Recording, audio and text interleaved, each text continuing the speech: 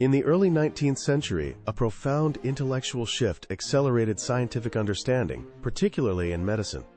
Anatomy, the study of the human body's structure, was paramount for medical progress.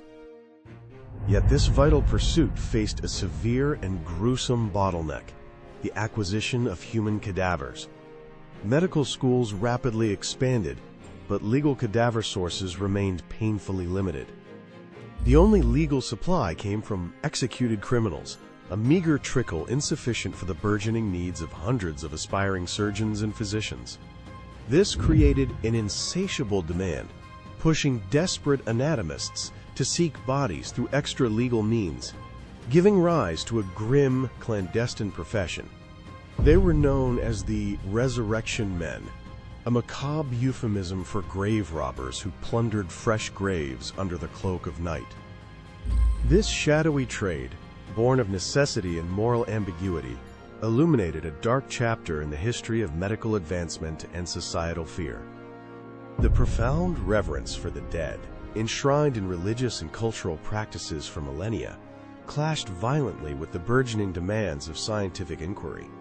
Medical schools across Britain, particularly in London and Edinburgh, rapidly expanded to meet the increasing need for trained doctors. But this growth was hampered by legislation rooted in ancient traditions, which decreed that only the bodies of executed murderers could be dissected. This meant a handful of bodies annually, while hundreds of students required hands-on experience to master human anatomy. The ethical dilemma was stark: restrict medical progress, or tolerate clandestine operations that violated deeply held societal norms. The price of scientific advancement, it seemed, was measured in stolen bodies and shattered public trust.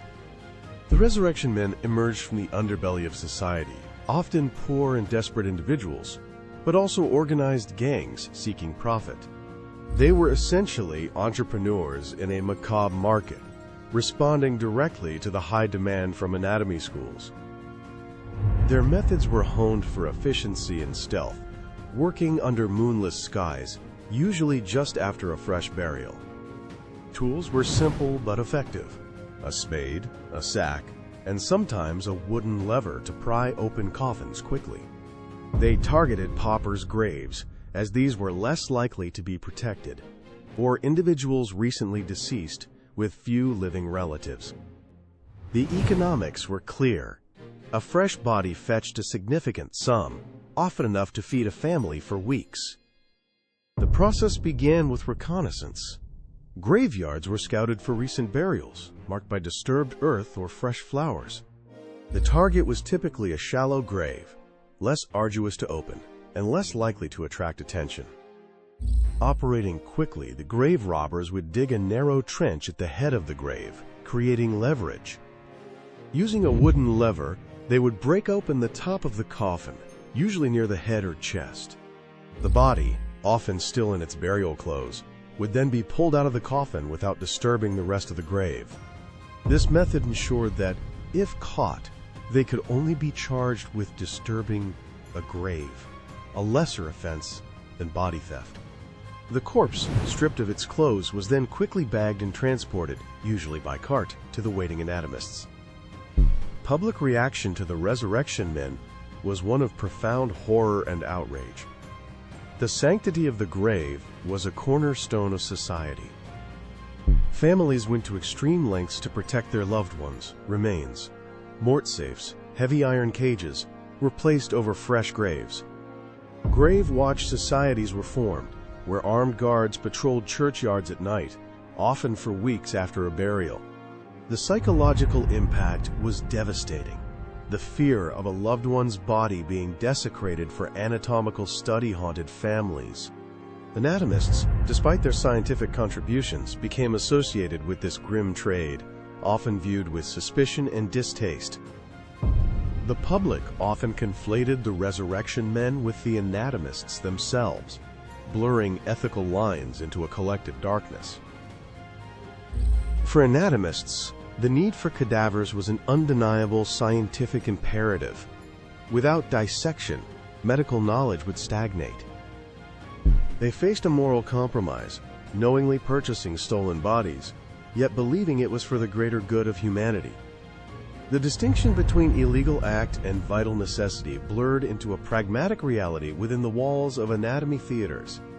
Many doctors believed that the benefits of saving future lives outweighed the ethical transgression of grave desecration.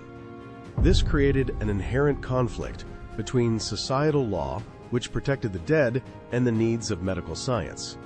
The black market for bodies was an unwelcome, yet seemingly unavoidable consequence of this legislative imbalance.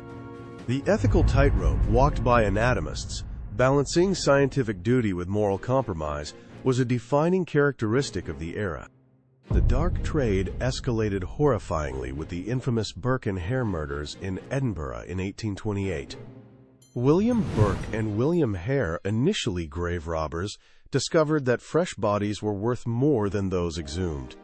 They transitioned from exhumation to murder, strangling at least 16 victims to supply bodies to Dr. Robert Knox's anatomy school. Their method, burking, involved suffocation without leaving marks, making the victims appear to have died naturally. The discovery of their heinous crimes sent shockwaves through society, exposing the true horror that the body trade could unleash. Burke was hanged, and Hare turned king's evidence. The scandal finally forced Parliament to act. The outrage led directly to the Anatomy Act of 1832, a pivotal piece of legislation that reformed cadaver supply. The act legalized the use of unclaimed bodies from workhouses, hospitals, and prisons for anatomical dissection. This provided a legitimate and consistent supply of cadavers, finally ending the era of the resurrection men. While controversial, the act significantly advanced medical education, allowing surgeons to train effectively without resorting to illegal means. The tale of the resurrection men is a stark reminder of the uncomfortable truths and moral compromises that sometimes underpin scientific progress. It reveals a period where the architecture of an idea, the necessity of anatomical study, collided violently with societal values. The dark legacy of body snatching laid bare the complexities of medical ethics, shaping both law and public perception for centuries to come. The demand for anatomical specimens did not diminish, but the means of acquiring them finally aligned with legality, albeit through a grim trade-off. The era of the resurrection men stands as a testament to humanity's relentless drive for knowledge, even when shadowed by the darkest corners of human ingenuity.